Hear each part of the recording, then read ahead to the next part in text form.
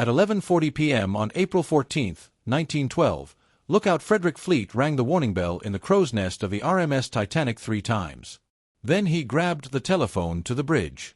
Fleet's voice was urgent but controlled. "Iceberg, right ahead." On the bridge, First Officer William Murdoch had already seen it. A massive wall of ice loomed out of the darkness directly in the ship's path. Murdoch shouted orders. "Hard a starboard. Full speed astern." He was trying to steer around the iceberg while reversing the engines. It was the instinctive response. But it was also the wrong response. By reversing the engines, he reduced the ship's turning ability. The Titanic was traveling at 22 knots through an ice field on a moonless night. And now, heading straight for a mountain of ice, she couldn't turn fast enough. 37 seconds. That's how long it took from the moment Fleet spotted the iceberg to the moment of impact. 37 seconds to try to save the largest moving object ever built by human hands. 37 seconds that weren't enough. The iceberg scraped along the starboard side of the ship. Passengers in their cabins felt a strange grinding sensation. Some said it felt like the ship had run over 1,000 marbles. Others compared it to tearing a strip of cloth. Up on deck, chunks of ice fell onto the forward well deck. Some passengers came out to see what had happened. They picked up pieces of ice, joked about it, threw snowballs. Nobody panicked. The impact hadn't seemed that serious. But down below, in the lowest decks of the ship, water was pouring through a 300-foot gash in the hull. Not a single long tier, as people would believe for decades, but a series of openings where the iceberg had separated steel plates and popped rivets. The Titanic had 16 watertight compartments. The ship could survive flooding in any 4 of them. But the iceberg had damaged 6. The mathematics were simple and brutal. The Titanic was going to sink. It was just a question of how long it would take. This is the story of the night the unsinkable ship went down. 2 hours and 40 minutes of confusion, heroism, cowardice, sacrifice, and ultimately one of the greatest maritime disasters in history. Over 1,500 people would die that night in the freezing waters of the North Atlantic. And the world would never be quite the same. The RMS Titanic was the largest ship in the world when she set sail on her maiden voyage. She was 882 feet long, 92 feet wide, and weighed 46,500 tons. She could carry over 3,500 passengers and crew, though on this voyage she had about 2,200 people aboard. The ship had been built in Belfast, Ireland by Harland and Wolff Shipyard. Construction took over 2 years and cost $1,500,000, equivalent to over $47 million today. The Titanic represented the height of Edwardian luxury and technological achievement. First-class accommodations were stunning. Grand staircases, a swimming pool, a gymnasium, Turkish baths, a squash court, elegant dining rooms with crystal chandeliers, luxurious staterooms with carved wood paneling. It was a floating palace, more opulent than most hotels on land. Second class on the Titanic was better than first class on most other ships. And even third class, where immigrants traveling to America for new opportunities stayed, was relatively comfortable compared to steerage on other vessels. The Titanic was designed to show the world what British engineering and craftsmanship could achieve. And she was marketed as unsinkable. The ship's designer, Thomas Andrews, had equipped her with those 16 watertight compartments, electronically operated doors that could seal off flooded sections, a double-bottom hull. The Shipbuilders magazine called her practically unsinkable. That word practically was quickly dropped in newspaper reports and advertising. The Titanic became simply unsinkable in the public imagination. The passenger list for the maiden voyage read like a who's who of wealth and power. John Jacob Astor IV, one of the richest men in the world, was traveling with his pregnant 18-year-old wife Madeline. Benjamin Guggenheim, the mining magnate, was aboard. Isidore Straus, owner of Macy's department store, and his wife Ida. Margaret Brown, the wealthy Denver socialite who'd later be nicknamed Molly. Thomas Andrews himself, the ship's designer, traveling to observe how his creation performed. And hundreds of others, from millionaires to immigrants, all dreaming of reaching New York. The Titanic left Southampton, England on April 10, 1912. She stopped briefly at Cherbourg, France, then Queenstown, Ireland, picking up additional passengers. Then she turned west toward New York, steaming across the North Atlantic. The voyage was smooth, the weather calm. The ship performed beautifully. Captain Edward Smith, the White Star Line's most senior commander, planned to retire after this voyage. The maiden voyage of the Titanic would be his final triumph, the perfect cap to a distinguished 40-year career. But on the afternoon of April 14th, the Titanic's wireless operators began receiving ice warnings from other ships. There were icebergs in the area. Lots of them. At least 6 separate messages came in describing a massive ice field directly in the ship's path. Some of these warnings reached Captain Smith. Others didn't. The wireless operators, Jack Phillips and Harold Bride, were busy sending personal messages for passengers. The Titanic's wireless system was primarily a passenger amenity, not a safety tool. Ice warnings were low priority. Captain Smith altered course slightly southward to avoid the worst of the ice. But he didn't slow down. Titanic continued at near full speed, 22 knots, racing through the night. This wasn't recklessness. This was standard practice at the time. Ships routinely maintained speed through ice fields, relying on lookouts to spot danger in time to steer around it. But this night was different. There was no moon. The sea was dead calm, with no waves breaking against icebergs that would make them visible. And lookout Frederick Fleet didn't have binoculars. The binoculars that should have been in the crow's nest had been accidentally left behind in Southampton. Fleet was watching for icebergs with just his eyes. When he finally saw the iceberg, at 11:40 p.m., it was already too late. The impact was inevitable. And with it, the death of over 1,500 people. Thomas Andrews, the ship's designer, was summoned to the bridge immediately after the collision. Captain Smith showed him the damage reports coming from below. Andrews did quick calculations in his head. He knew every detail of the ship's construction. He knew her capabilities and her limits. Within minutes, he gave Captain Smith the devastating news. The ship could stay afloat for an hour. Maybe an hour and a half. Certainly no more than 2 hours. The Titanic was doomed. Captain Smith ordered the lifeboats uncovered. The distress signal was sent out by wireless. CQD, the standard distress call, followed by the newer SOS signal. The message was simple. We have struck an iceberg. We are sinking. Please send help immediately. But the nearest ship that received the signal and responded was the Carpathia, 58 miles away. Even traveling at full speed, it would take the Carpathia nearly 4 hours to reach the Titanic. The ship would be gone long before rescue arrived. There was a ship much closer. The Californian was less than 20 miles away, close enough that passengers on the Titanic could see her lights. But the Californian's wireless operator had gone to bed. The ship wasn't receiving distress calls. Officers on the Californian saw the Titanic's distress rockets, white flares shooting into the night sky. But they didn't understand what they meant. They thought it was just a celebratory display. Perhaps the ship was having a party. The Californian did nothing. And 1,500 people died while rescue sat just 20 miles away. On the Titanic, the evacuation began chaotically. The lifeboats were designed to hold 65 people each. There were 16 standard lifeboats plus 4 collapsible boats. Total capacity, about 1,200 people. The ship was carrying 2,200. Even if every lifeboat was filled to capacity, over 1,000 people would be left behind. But the lifeboats weren't filled to capacity. The crew didn't know how much weight the boats could handle. They were afraid of overloading. And many passengers didn't want to get in. The Titanic seemed safe. She was enormous, well-lit, steady in the water. The lifeboat seemed tiny and flimsy, hanging 60 feet above a dark ocean. Why would you leave a massive ship to get into a small boat? Many people refused to board. The first lifeboat launched at 12:45 a.m. with only 28 people in it. It could have held 65. Boat after boat went down half empty. Some lifeboats had mostly women and crew, launched without enough passengers. Others had families and couples who refused to be separated. The loading was disorganized, with different officers following different procedures. And there was the issue of class. First and second class passengers had easy access to the boat deck where the lifeboats were.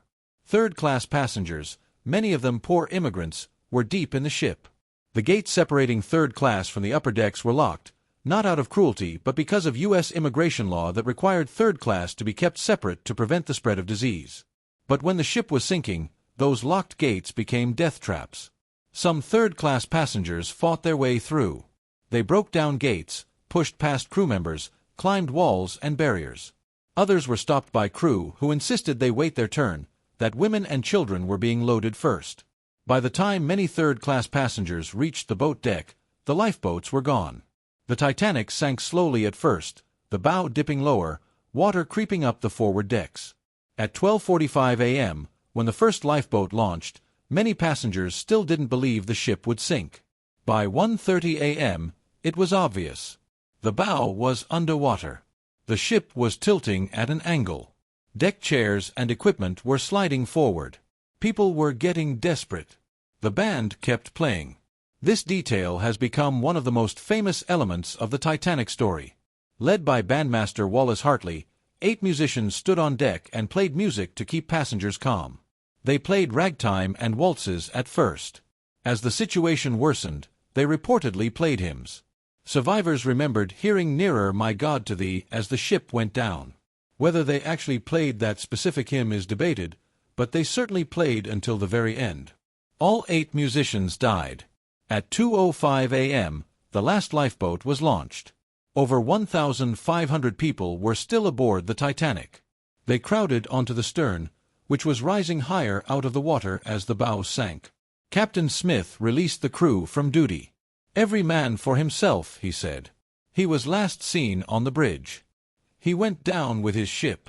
Thomas Andrews, the designer, was seen in the first-class smoking room, staring at a painting on the wall. He'd designed this beautiful ship, his masterpiece. And now he was watching it die. He made no attempt to save himself. He died with his creation. Benjamin Guggenheim and his valet returned to their cabins and put on their finest evening clothes. "We've dressed in our best," Guggenheim told a steward, "and are prepared to go down like gentlemen." Isidore and Ida Strauss were offered seats in a lifeboat.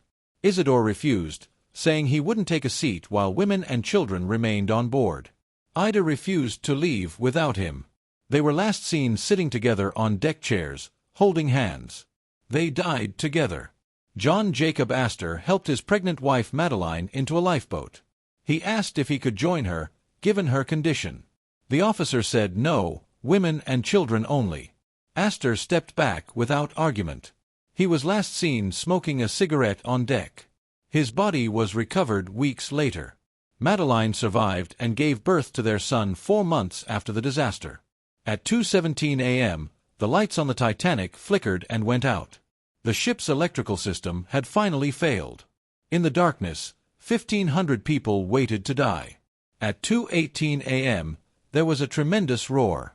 The ship's forward funnel collapsed, crushing people in the water. The Titanic broke apart. The stress of the sinking, with the bow underwater and the stern high in the air, was too much. The hull cracked between the third and fourth funnels. The bow section tore away and sank. The stern settled back level for a moment, floating among the wreckage. Then it began to sink too. The stern rose almost vertical, standing straight up in the water like a skyscraper. People clung to railings, to deck equipment, to anything they could hold. Then the stern began its final plunge. At 2:20 a.m., the Titanic disappeared beneath the surface of the Atlantic Ocean. The survivors in lifeboats watched in horror. But the sound was worse than the sight. Over 1,500 people were now in the water. The temperature was 28 degrees Fahrenheit, below freezing. Death came quickly. Cold shock caused many to gasp and inhale water, drowning immediately. Others died of cardiac arrest from the sudden cold. Those who survived the initial shock had perhaps 15 to 30 minutes before hypothermia killed them. They screamed. They called for help. They cried for the lifeboats to come back. The sound was described by survivors as a continuous wailing moan, like nothing they'd ever heard before. It lasted for about 20 minutes. Then it faded away to silence as people lost consciousness and died. Out of 1,500 people in the water, only a handful were pulled from the sea alive by lifeboats that returned. Most of the lifeboats didn't go back. They were afraid the swimmers would swamp the boats trying to climb aboard. They rowed away from the screaming, away from the people dying in the water. Only a few lifeboats returned to look for survivors. One was Lifeboat 14, commanded by 5th Officer Harold Lowe. He went back and pulled 4 men from the water. Only one survived. The survivors drifted through the night in their lifeboats. Some boats were crowded with 60 or more people. Others had only 20 or 30. They were surrounded by icebergs, towering masses of ice that appeared out of the darkness. The night was freezing. People in the boats had no coats, no blankets. Many were in their nightclothes. At 4 a.m., rockets were seen on the horizon. Green flares. The Carpathia had arrived. Captain Arthur Rostron of the Carpathia had received the distress call and immediately turned his ship around, racing through the ice field at dangerous speed to reach the survivors. He arrived expecting to find the Titanic damaged but still afloat. Instead, he found lifeboats scattered across the ocean and wreckage floating everywhere. The Carpathia spent the next 4 hours picking up survivors. 706 people were rescued from 20 lifeboats. It should have been more. Some survivors had died during the night from exposure. Others had fallen overboard.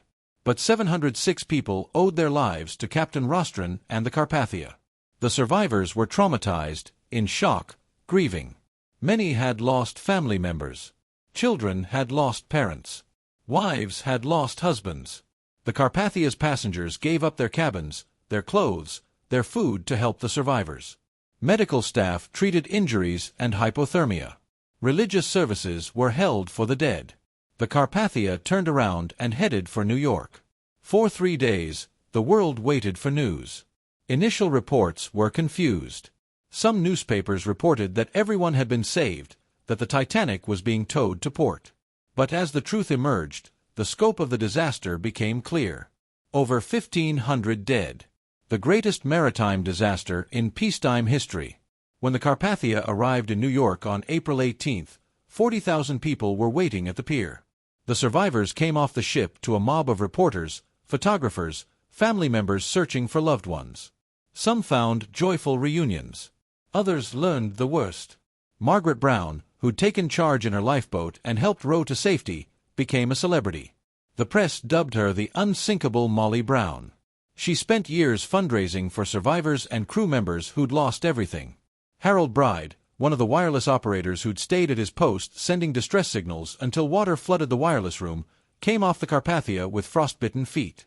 He immediately sat down and helped the Carpathia's operator send the names of survivors by wireless, working through the pain to let families know their loved ones had survived. The U.S. Senate launched an investigation immediately. Senator William Alden Smith chaired hearings that lasted 6 weeks. Over 80 witnesses testified, from Bruce Ismay, the managing director of White Star Line who'd survived by getting into a lifeboat, to crew members and passengers. The British Board of Trade conducted its own inquiry. The investigations revealed systemic failures. The Titanic had only enough lifeboats for about half the people aboard. This met British regulations, which were based on ship tonnage rather than passenger capacity. The regulations hadn't been updated in 20 years. Modern ships were much larger than the regulations anticipated. The Titanic had received multiple ice warnings but didn't slow down. This was standard practice, but it was dangerous. The lack of binoculars for the lookouts may have contributed to the late sighting of the iceberg. The Californian was close enough to help but didn't respond because her wireless operator was off duty. The investigations led to sweeping changes. In 1914, the International Convention for Safety of Life at Sea was convened. New regulations required enough lifeboats for everyone aboard. Lifeboat drills became mandatory. Ships were required to maintain 24-hour wireless watch. The International Ice Patrol was established to track icebergs and warn ships. The Titanic's wreck remained undiscovered until 1985. Dr. Robert Ballard, a marine archaeologist, found the ship lying in 2 pieces on the ocean floor, 12,500 feet down. The bow section was relatively intact. The stern had been destroyed in the sinking. The wreck was surrounded by debris, a field of artifacts scattered across the sea bottom. Shoes, dishes, luggage, the remnants of 1,500 lives. Since the discovery, there have been multiple expeditions to the wreck. Thousands of artifacts have been recovered, from jewelry to the ship's bell to pieces of the hull. These items are displayed in museums around the world. But the expeditions are controversial. Some people, including Eva Hart, one of the youngest survivors, called the salvage operations grave robbing. "The Titanic is a mass grave," she said. "It should be left alone." The story of the Titanic has been told and retold countless times. Books, documentaries, films. The 1997 James Cameron film Titanic became the highest-grossing film of all time for over a decade. The movie introduced the story to a new generation, creating a renewed fascination with the disaster. But why does the Titanic continue to captivate us over a century later? Part of it is the human drama. The stories of heroism and cowardice, of sacrifice and survival. The band playing to the end. The couple choosing to die together. The millionaire giving up his seat so others could live. The designer going down with his creation. Part of it is the hubris. The unsinkable ship that sank on its maiden voyage. The height of human achievement destroyed by an iceberg. It's a story about the limits of technology, about the dangers of overconfidence. And part of it is the class divide. First-class passengers had a 60% survival rate. Second class, 42%. Third class, only 25%. If you were rich, you had a much better chance of surviving. If you were poor, especially if you were a man, you were likely to die. The disaster also produced remarkable survival stories. Violet Jessop, a stewardess, survived the Titanic sinking. She also survived when the Titanic's sister ship Britannic sank in 1916 after hitting a mine. She died in 1971 at age 84. Charles Juffin, the ship's chief baker, survived by getting drunk. He drank whiskey as the ship sank, which may have prevented him from going into shock when he ended up in the freezing water. He paddled around for 2 hours before being pulled aboard a lifeboat. He lived another 44 years. Michelle and Edmund Navertil, aged 4 and 2, survived when their father put them in the last lifeboat. Their father died. The boys, who spoke only French and were traveling under fake names, became known as the Titanic orphans. Their mother in France was eventually located through newspaper photographs and reunited with them. Milvina Dean was only 9 weeks old, the youngest passenger on the Titanic. She, her mother, and her brother survived. Her father died. She lived until 2009, dying at age 97. She was the last living survivor of the Titanic. The disaster claimed lives from all walks of life.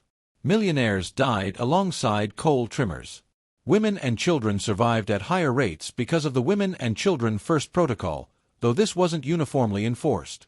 About 20% of men survived compared to over 70% of women. The crew suffered the highest casualties. Out of 885 crew members, only 212 survived. The engineers stayed at their posts, keeping the lights and pumps running to give passengers more time to escape. All of them died. The firemen and coal trimmers who kept the boilers running also had high death rates. They died in the lowest decks as water flooded in. The Titanic disaster marked the end of an era. The Edwardian period's confidence in progress and technology took a severe blow. The sinking occurred just 2 years before World War I would shatter European civilization. The disaster was a preview of the catastrophes to come, a warning that humanity's creations could destroy as easily as they could build. Today, the Titanic rests on the ocean floor, slowly deteriorating. Bacteria are eating away at the hull. Experts estimate the wreck will collapse within decades. Eventually, the physical ship will disappear entirely, leaving only the artifacts that have been recovered and the memories preserved in stories. But the Titanic will never truly sink. As long as people tell the story, the ship and the 1,500 souls who died with her will be remembered. The band playing. The couples choosing to die together. The heroes and villains. The tragedy and the triumph. The night the unsinkable ship went down.